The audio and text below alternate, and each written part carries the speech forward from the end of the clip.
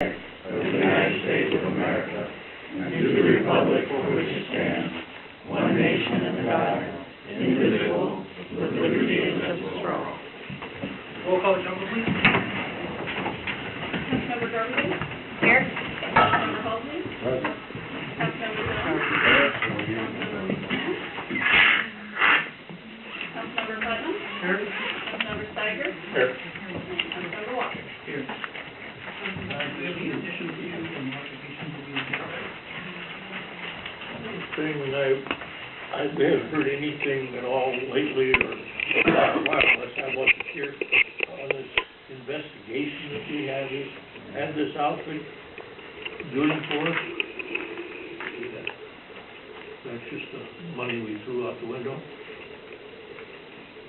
I think we kind of talked briefly about it last Monday, but there's no result. No, they're still investigating, so I don't have anything to share yet. Guess that's all I can. I know. Do we have are we getting bills, or are we waiting until the end? They're waiting till the end. We're getting billed. Do we have an estimate of the cost that we can share? Not necessarily tonight, but just go through that. Well, we paid, I'm looking at Rich's 25 and another 9. Yes. Yeah. So we're at 34,000. Right. 34,000? Yes. For 6 investigations, claims against the city. For investigations against the city, they're HR and whistleblower. How do I get back into the pool? Meeting tomorrow at my office. Okay, any other additions to any other agenda modifications? Were you gonna pull it or you want me? I already asked him. Drop off the agenda. I need to pull item C off of the agenda.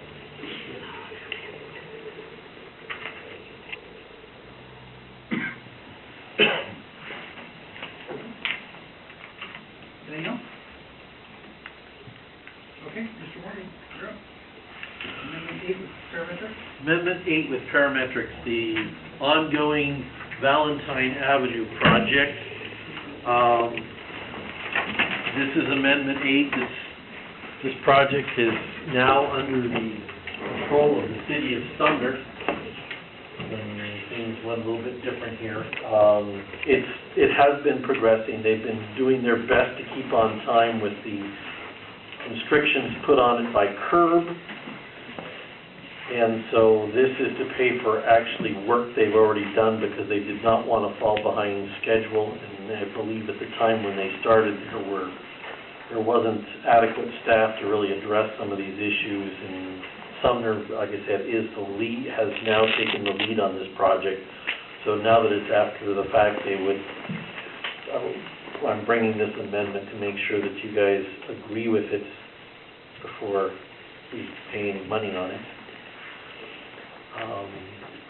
There were several changes that have occurred throughout the project, directions from both cities, significant changes from the city of Pacific, gone from bioswale to no bioswale. We've gone to modular wetlands. The question there was, would we hold on to the ecology money? It appears as if we will hold on to the ecology grant because those modular wetlands are being approved by ecology. It's the latest word that I've heard.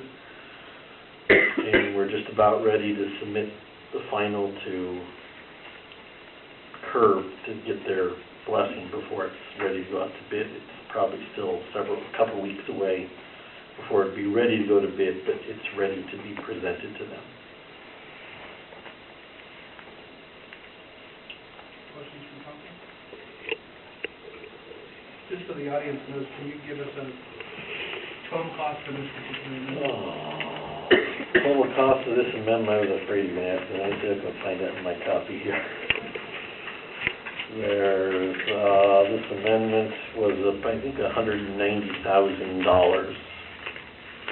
And where are we taking this money from? Is it coming from the grant money? It's a combination of enterprise funds, water, sewer, storm, as well as grant funds. I think right now Sumner has been footing the bill on a lot of this. Let's sooner or later, they're gonna ask us to pay it back. If you go to the larger spreadsheet, if you've got a handout, it might be an 11 by 17. There's sort of an accounting there of monies in and out, and it looks like the project is fully funded with the various grants. I mean, if it's not, it's within $100,000. But one of the things that I will call to mind is right-of-way acquisition.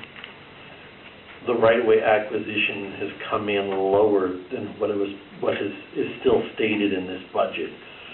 So there's savings there that aren't realized across the budget sheet. It just makes the project still come in where we are hoping it will. Balance it out. I was gonna say, well, we've got all the budget associated with it, and the city turned over monies for this project over the summer's control, when we have an issue here with our finance director and stuff like that. So all the money should be in their hands as far as what the city needs. So we can confirm that, but I'm pretty sure we're doing it. After last week's announcement, I just want to check, we're sure we still have all the grant funding we need? Those are different pots of money. And Sumner has been keeping track of those. The problem that happened with the funds that we've lost is nothing happening from the city. There was no information sent to the funding agency, and when you fall behind on notification and don't complete the necessary forms, they assume the project's dead. They will notify the city, but if no one responds at the city, then it's pulled. I received notification from Department of Transportation on the Milwaukee design funds. That project has not been invoiced since it started, but we have expended funds, and that invoice will be going to the Department of Transportation this week. So we will recover some of the monies that we have spent, and they will then realize, no, this project is very much alive. Just wanted to check on that after the surprise we got last month. And that's what I'm still checking. I'm trying to get back up to speed on all these to make sure that I know where the funding is. But again, Sumner has taken over the most significant one. And they were also the recipients of a second very significant one, an STP for a little over $4 million, which will go for this project as well. So between those two, I think we're in good shape. Other questions? Pleasure. Forward. You're welcome.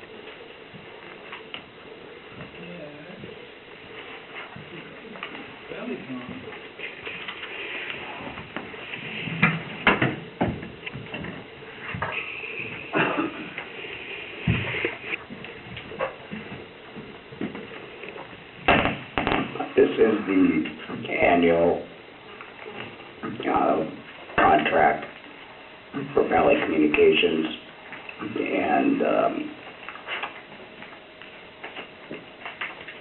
the price of call for service was an increase of about 90 cents from 28.13. Other than that, there are no changes.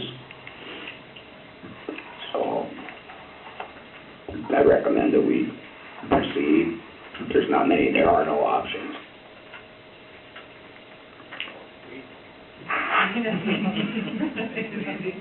So is this, how's our dispatch cost for this year? Are we on track for the budget? Rich and I talked. We couldn't locate some of the expenditures. My numbers, were on track. And were we able to rectify that? Yes, I located where they were being misclassed. So I'm reclassing them in October, and I would say we're under budget slightly right now. And then does this new budget take into account the additional costs for dispatch? Yeah, it's well over budget, well over the budget for this year, so I would say, yeah. We were speaking about this non-emergency 911 number. We didn't know whether there was gonna be a cost related to that number or not. Have we found out? I haven't. I know that it was up for discussion, Auburn's actually. So I think that they've included that in their 2014 budget, but I'll find that out. I asked that question when we spoke about it last time, and it hasn't been discussed at the last two Valleycom board meetings, so I'll bring it up again. I mean, I'm expecting it would be like the same as a CAD report where it's half the cost. That was discussed initially. Okay, because I think that's quite important, looking at the 2014 budget, is that if this is the case, it's half the amount, whatever, we need to probably look at putting some money aside, if we don't have it, to get stickers made up or get something out to the public so that we can cut down on some of the, just because the dog's barking, we go call 911 and that's... So we did hand out stickers at the open house with the new non-emergency number. I know it was on, it's on Auburn's website. I don't know if it's on ours or not, but I know that we put out that, we released that number.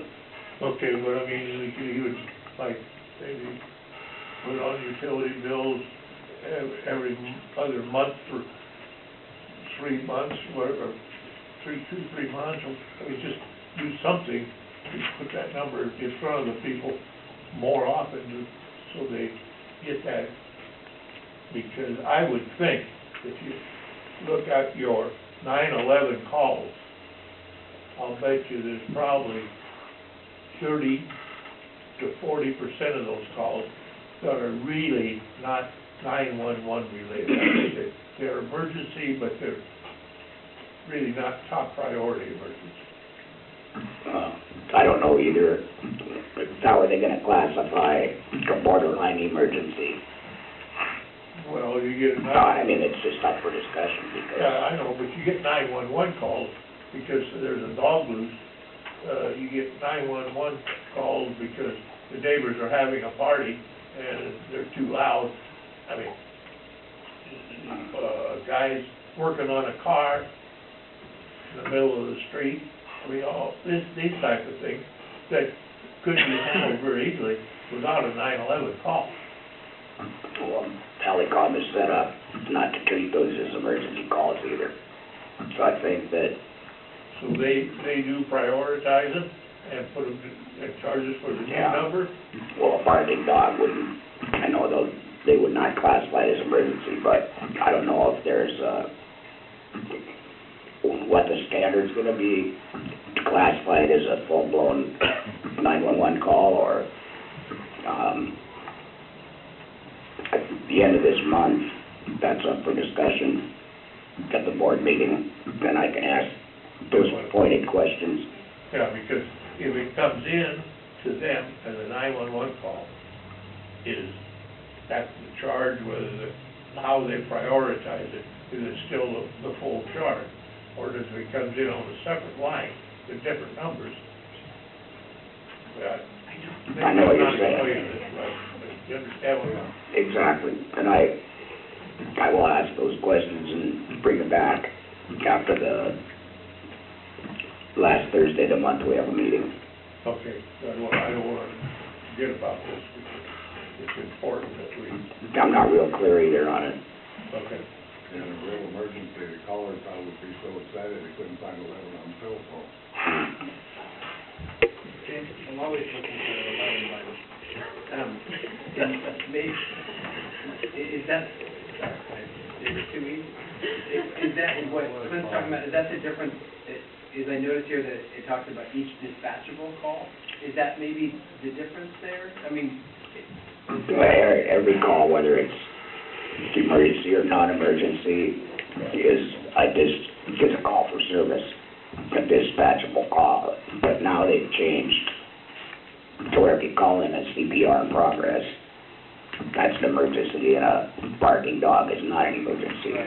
But I suppose it comes in on two separate phone numbers, but, and I don't know, most citizens, I mean, there's, in all of the Valleycom jurisdiction, are not gonna know what these new numbers are gonna be, so I understood that Valleycom is gonna separate if the caller, if it's non-emergency, but like I said, on the last Thursday of the month, we'll have a meeting and we'll go into detail, and then I'll just have to, I'll report back with the detail.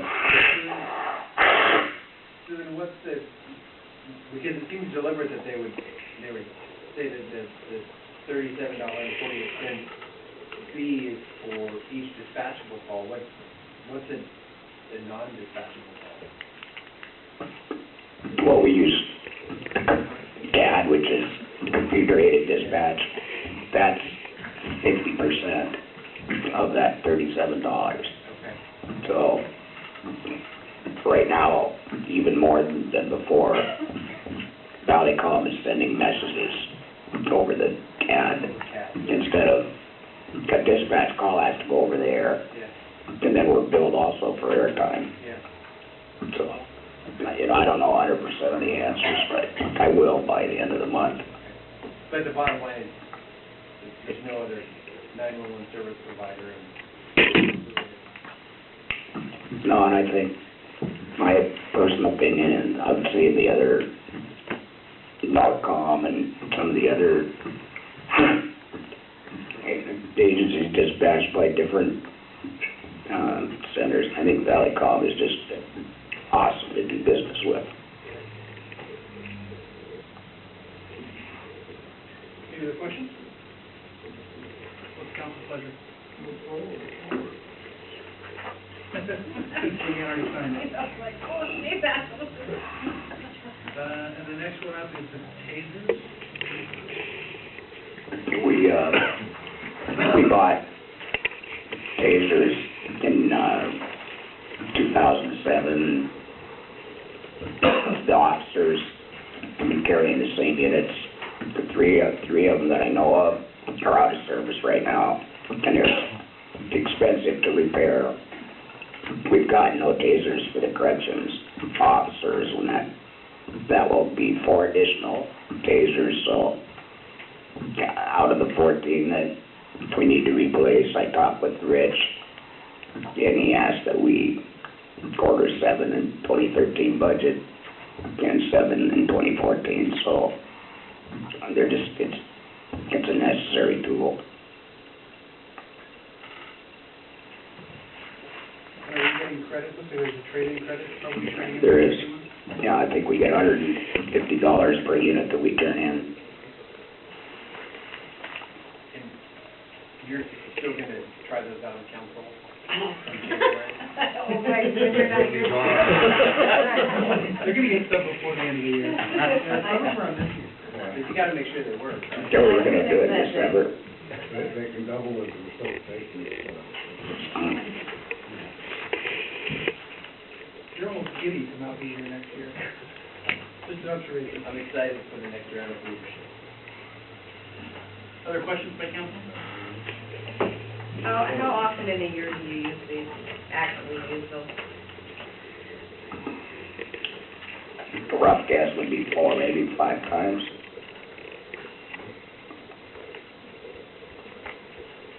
That's the whole police force. Per officer? No, not per officer. I think we do a use of force report on every time we use them. And I probably see half a dozen a year.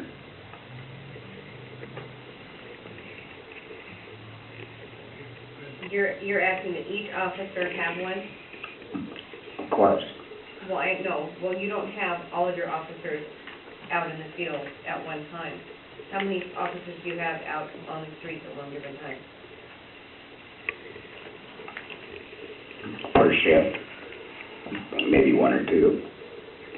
Okay, so if you've got 2 officers out on the street, why do you need 7? Because they're issued there to each officer to maintain, and I think 11 would be issued, and then 4 more, there'd be 10 to patrol and 4 to corrections. So 70% of the time, they're sitting in somebody's glove box or at home? They're Yep. not- Just like their service weapons. Well, I can understand each person having their individual service weapon. A taser, maybe I'm not familiar with them. They're all standard, everyone would get the same taser? Correct. Well, what I don't understand is you don't need this at home, correct, normally? No. Why wouldn't they be left at the station for use for on-duty personnel? Why do the officers need to take them home? It's like everything they're issued, they take it home when they're not working. And if you're suggesting that we should spread the tasers, just leave them out, to be checked out daily, and all we're doing is asking for trouble. From whom?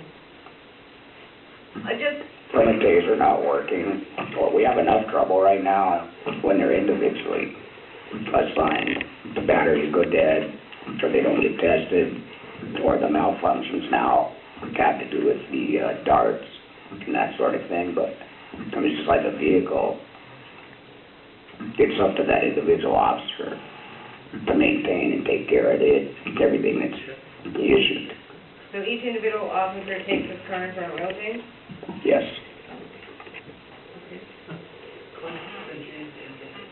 Probably the confusion maybe is a little bit, you have to remember, these officers, when they're at home, they're on 24-hour call.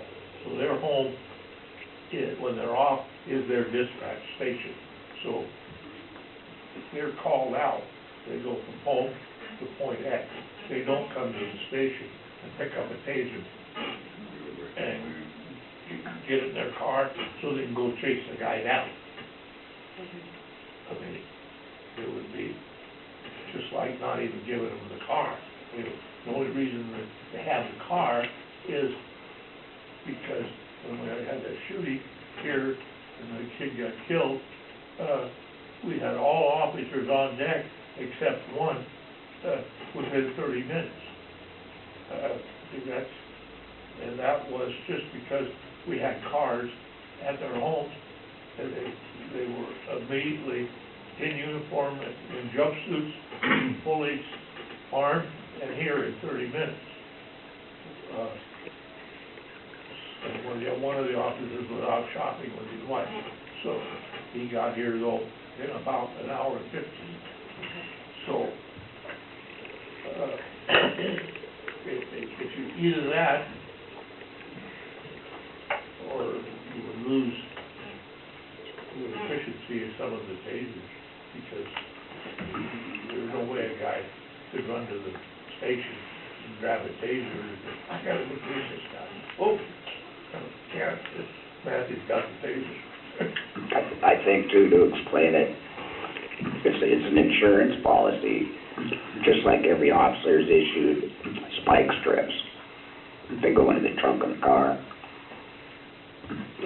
We probably don't use those once or twice a year, but when we need them, it's actually life-saving measure, just like these tasers. If they're not working, or the officer doesn't have one, then it probably results in deadly force instead of non-lethal force. I mean, they're really a valuable tool. Well, I think also, particularly with tasers, that they not actually being the same with firearms, is that they need to, it's important that they keep that charge. I mean, of course, there's gas and electricity. If you're on a rotation like that, It doesn't where there's have something to. being used, it may not have all the charge. I was just thinking that anything like that, you probably have to have a weapons officer, wouldn't you? Be maintaining equipment, weapons officer. We have a person that's the range officer also assigned to the tasers. sure that all that equipment was maintained all the time. And it still isn't, I mean, Yeah. it's not like to the point where I'd like to see it, but, you know, these tasers are old, and there's new generations. And those are good points. I just think it's necessary to maintain those things individually. And I'm just looking at the sales sheet now, and I can't find it, I'm sure you know, are these the ones that also have, some of them now have the, either audio and or video recording when they're, like when the These don't have they that. don't have those? No. Is it worth looking into those, or those? Kind of one thing is that the officers are mic'd on the in-car video system, and the mic's supposed to work up to 1,000 feet, but most encounters are on video and audio. Other questions? Council pleasure.